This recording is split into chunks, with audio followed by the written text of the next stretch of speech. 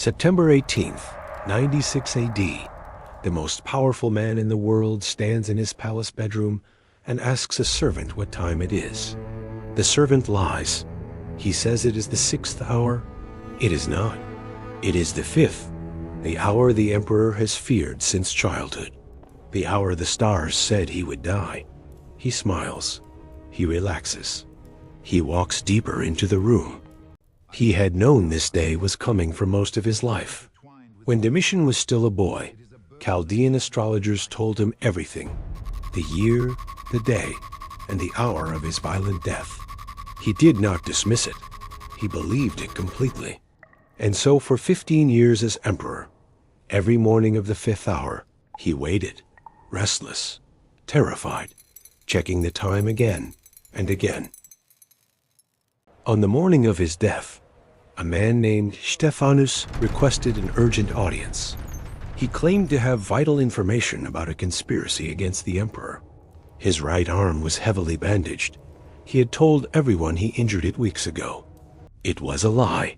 Beneath the linen, pressed against his forearm, was a dagger. He had been hiding it there, every single day, waiting for this moment. The moment Domitian looked down to read, Stephanus drove the blade into his groin. The emperor cried out and reached beneath his pillow, where he always kept a hidden sword for exactly this moment. His fingers found only the hilt. The blade had been removed. Someone had done it in advance. The doors to the servants' quarters were locked from the outside. He was completely alone. He fought. The man who had spent 15 years terrified of this moment did not surrender. He grappled Stephanus to the floor. He tried to claw out his eyes with bleeding fingers. He screamed for help that never came. 6 more men rushed into the room. 7 stab wounds in total. The most feared emperor in Rome died on the floor of his own bedroom, alone, betrayed by everyone he had ever trusted. His body was carried out on a stretcher used for paupers. No funeral rites. No procession. His nurse cremated him quietly, alone. The Senate declared Damnatio Memoriae, condemnation of memory. His coins were melted, his statues smashed, his name chiseled from every public record in Rome. But here is the question no historian has fully answered. Was Domitian always a monster, or did something slowly, invisibly, turn him into one? Domitian was never supposed to be emperor. His father Vespasian and elder brother Titus were the stars of the Flavian dynasty, celebrated generals, beloved rulers. Domitian grew up in their shadow, given honors but no real power, no military glory, no place at the table. When Titus died suddenly in 81 AD, the Praetorian Guard proclaimed Domitian emperor almost by accident. He was 30 years old, and he had everything to prove. At the center of his palace on the Palatine Hill, Domitian installed a fountain. Not water, wine. A continuous flow, available at any hour. Ancient sources describe him drinking heavily throughout the day, rarely eating, preferring the cup to the table. To the Roman aristocracy, wine was not excess. It was culture, status, medicine. They flavored it, sweetened it, and stored it in vessels that made it taste richer. Those vessels were made of lead. The Romans had a secret ingredient. They called it sapa, a thick syrup made by boiling grape juice for hours until it reduced to a sweet, dark concentrate. It was added to wine, to sauces, to medicine. The wealthy used it daily. What they did not know was that sapa was boiled in lead vessels. The chemical reaction produced lead acetate, a compound the Romans called sugar of lead for its pleasant sweetness. 1 liter of treated wine could contain 20 milligrams of lead. Lead does not announce itself. It has no taste, no smell, no immediate pain. It accumulates in the bones, in the brain, in the blood, over months and years. Modern medicine knows exactly what chronic lead poisoning does to a human mind. Violent mood swings, paranoia, cognitive decline, uncontrollable rage, crushing depression. Read those symptoms again. Then read any ancient account of Domitian's behavior after his 5th year as emperor. The match is not coincidence. This is not speculation. In 1983, researcher Jerome Riagu published a landmark study analyzing the lives of Roman emperors from 30 BC to 220 AD. His conclusion: at least 2/3 of them showed clear symptoms consistent with chronic lead poisoning. Skeletal remains of Roman aristocrats, tested centuries later, revealed lead concentrations dramatically higher than those found in slaves of the same era. The empire's elite were poisoning themselves and had no idea. They had a name for what was happening to them. Roman physicians described a condition they called colica pictanum, stomach cramps, weakness, paralysis of the hands, mental confusion. They treated it with rest, with herbs, with prayers. No one connected it to the wine. No one connected it to the lead. Domitian drank from his fountain every day in his palace at the center of the world, slowly becoming someone even he did not recognize.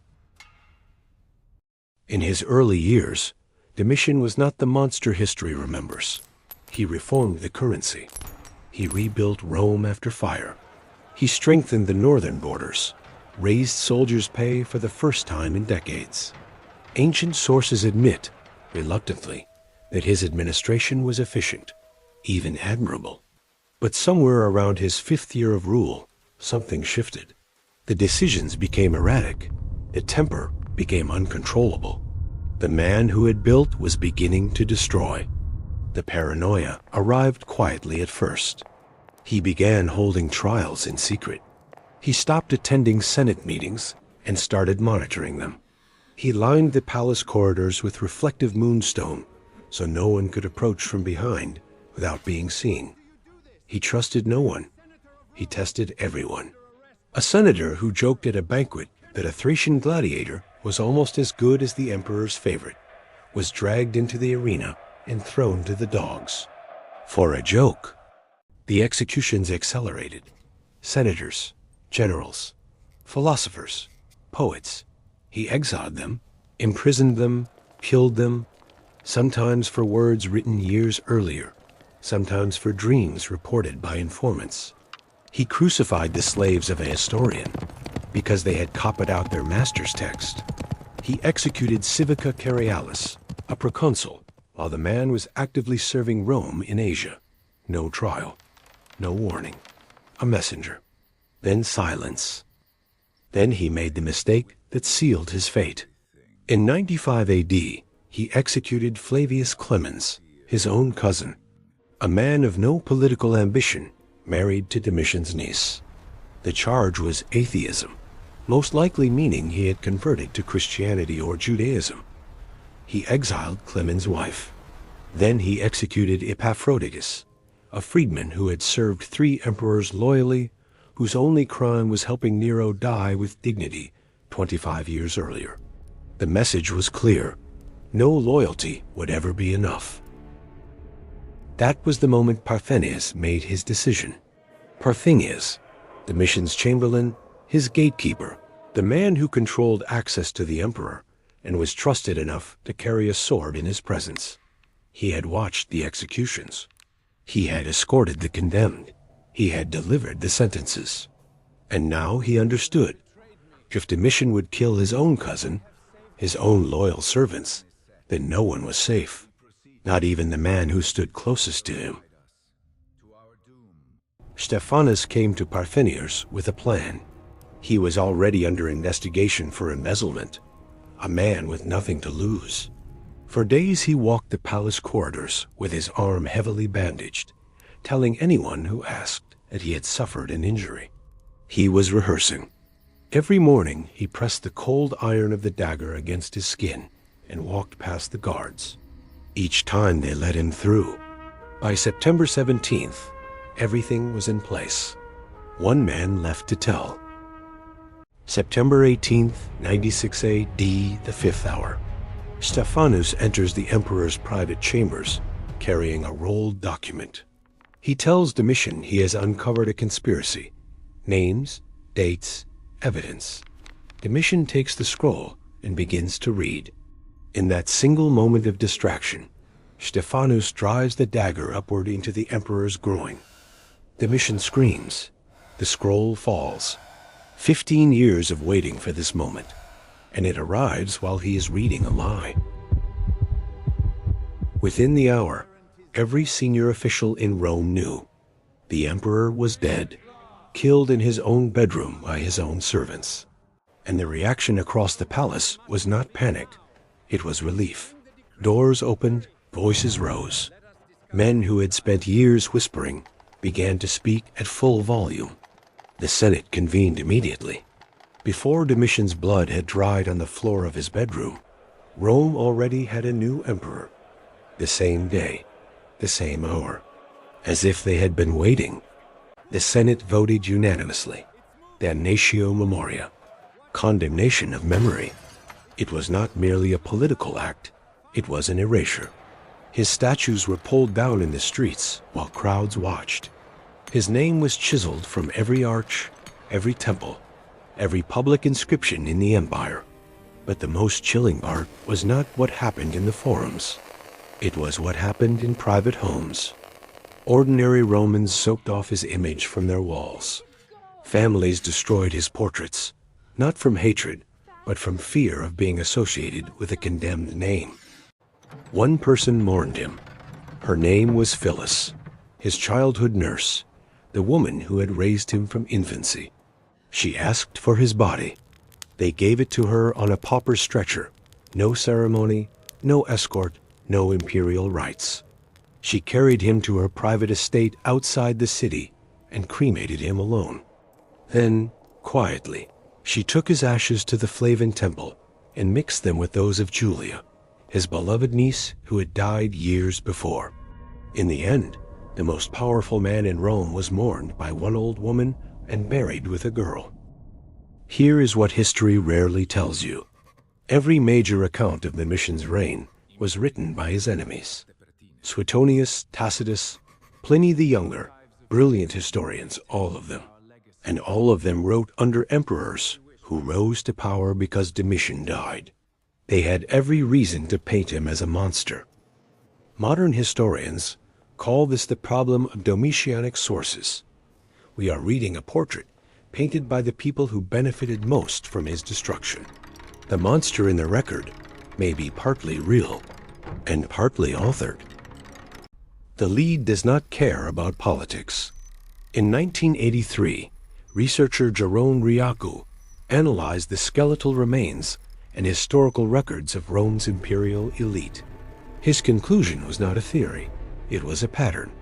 2/3 of the emperors, the same symptoms, the same trajectory. A man begins capable, even brilliant. Then the wine, the cepa, the lead accumulating in the brain year after year. Most scholars believe Domitian was not born the tyrant history recorded. Evidence suggests the tyrant was, in part, poured one cup at a time. Domitian ruled for 15 years. He built more than almost any emperor before him. He is remembered as a tyrant because the men who survived him wrote it that way, and the Senate erased everything else. What remains is a ruin on the Palatine Hill, a few coins that escaped the melting pot, and a question that 2,000 years have not answered. When a civilization poisons its own rulers and then condemns them for going mad, who exactly is the monster? The cup is still there. We just cannot see what was in it.